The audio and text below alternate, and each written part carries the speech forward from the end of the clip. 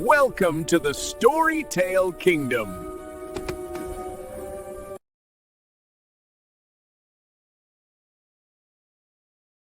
In the heart of the whispering forest, where twilight cast a soft, magical glow, ancient trees whispered secrets on the breeze. Fireflies danced like tiny stars between the branches, their light a beacon of peace. But tonight, something was wrong. Pip, a curious young squirrel perched on a mossy branch, watched with wide, worried eyes as the fireflies began to dim. He cradled one in his tiny paws, a little firefly named Glint, whose light was flickering weakly, struggling to stay alive. Across the forest, Rua the fox stood sentinel, her sharp eyes scanning the familiar woods. A prickle of unease ran down her spine. The forest's pulse, the gentle thrum of its magic, felt faint, as if it were slowly fading away. Near the moonlit marsh, shrouded in a thick, eerie fog, she discovered strange, oversized footprints pressed deep into the damp earth, footprints that didn't belong. Meanwhile, deep in his cozy burrow, Brumble the badger was woken from a perfectly good nap by a tremor in the ground.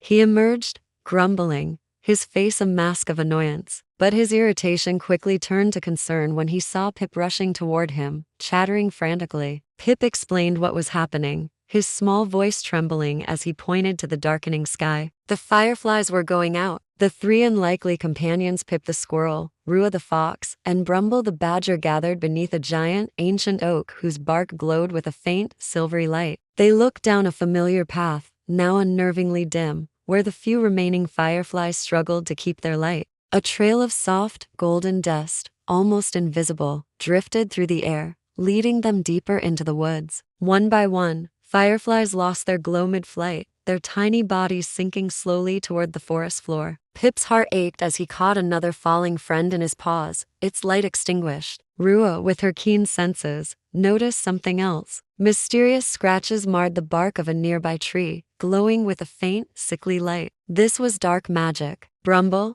despite his grumpy protests and theatrical sighs, knew he couldn't turn his back on the forest. Pretending it was all a great inconvenience, he reluctantly agreed to help. Together, they ventured into the darker part of the woods. Thick, tangled vines hung overhead like grasping fingers, and the air grew heavy and cold. The only light came from clusters of bioluminescent mushrooms casting a faint, blue glow on their path. Whispers seemed to rise from the trees themselves, ancient voices speaking of a magic long forgotten, now awakening. A strange, glowing haze drifted between the branches, forming and unforming into unsettling shapes. Pip, though his heart pounded in his chest, led the way, his determination shining brighter than any firefly. Rua's sharp eyes caught the glint of more golden dust, faint footprints that vanished into a patch of tall grass. Brumble, ever the protector, let out a low growl at every shifting shadow, trying to appear fearless for his smaller companions. A low humming sound vibrated through the air, a dissonant chord in the forest symphony, a sound like lost magic being pulled and strained.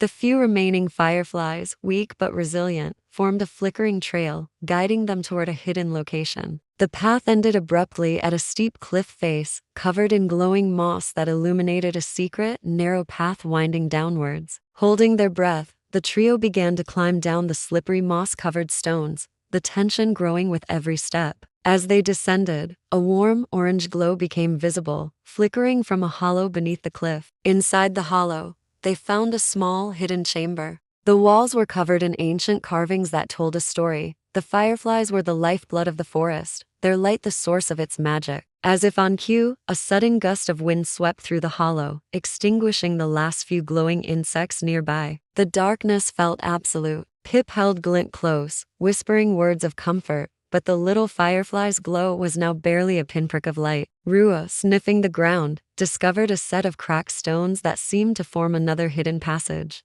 Beyond it, they found a large tree, split open as if by a tremendous force. A strange, glowing sap oozed from the wound. Brumble leaned in closer, examining deep claw marks that radiated a palpable dark magic. The forest floor trembled again, a low rumble that suggested something massive had just awakened nearby. They pressed on, crossing a shallow stream where the water reflected the dim, dying light of the last fireflies. Ahead, branches had twisted and grown together to form a natural tunnel, a gateway shimmering with a faint, magical energy. Stepping through it was like entering another world. Floating sparks drifted through the air like dying stars. "Something is pulling the light away," Pip whispered, his voice small in the vast emptiness. Rua could feel it too, a low vibration that grew stronger with every step they took. Brumble grumbled about the damp and the dark, but he stayed close, a solid, protective presence. And then they saw it. Looming ahead of them was a large hill, its shape eerily resembling a sleeping giant. At its base,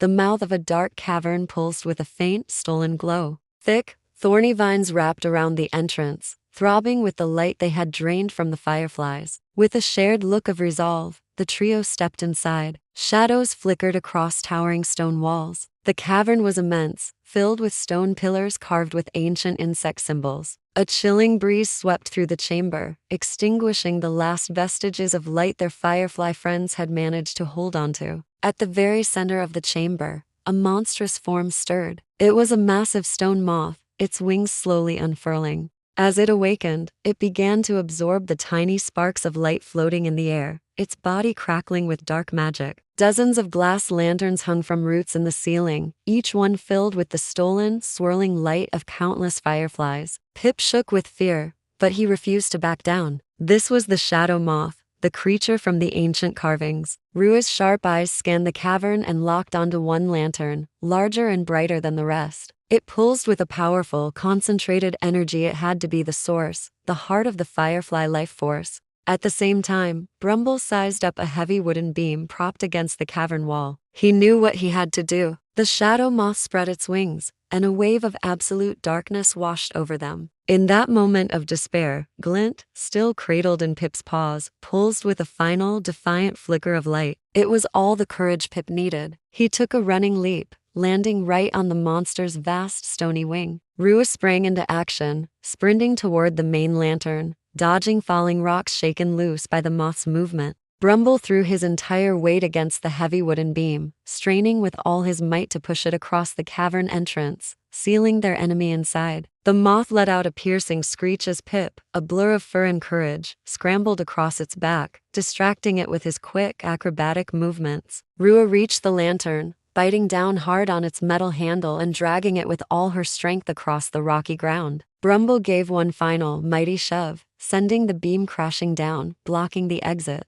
He then turned and slammed his body into one of the support pillars, shaking the entire cavern. The impact caused the lantern to slip from Rua's jaws, sending it rolling precariously close to the Shadow Moth. Seeing his chance, Pip leaped from the moth's back onto its head, blocking its vision with his big, bushy tail. In that split second of confusion, Rua charged, smashing the lantern with all her force against a sharp spike of rock. The lantern shattered, releasing a blinding wave of pure golden light. A torrent of glowing fireflies burst into the air, swirling through the cavern in a magnificent, joyful cyclone. The Shadow Moth shrieked as the light washed over it, its dark, stone body shrinking and cracking under the overwhelming power. The ancient sealing magic of the cavern reactivated, pulling the creature back, its form solidifying until it was once again just a harmless statue. The cavern was now illuminated by thousands of fireflies, brighter than it had been in centuries. Pip slid to the ground and hugged Glint, who was now glowing with a powerful, steady light.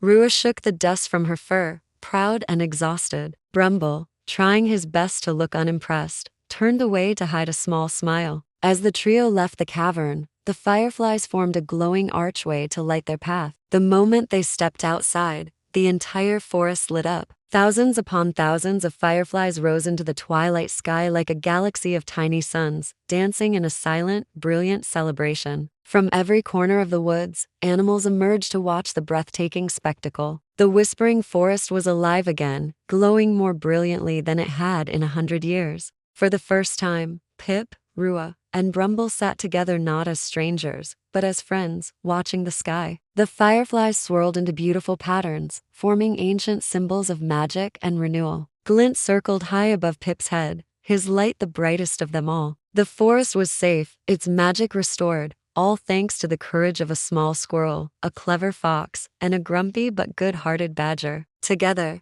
they had brought back the light. Thank you for watching. If you enjoyed this story, don't forget to like, share, and subscribe for more adventures.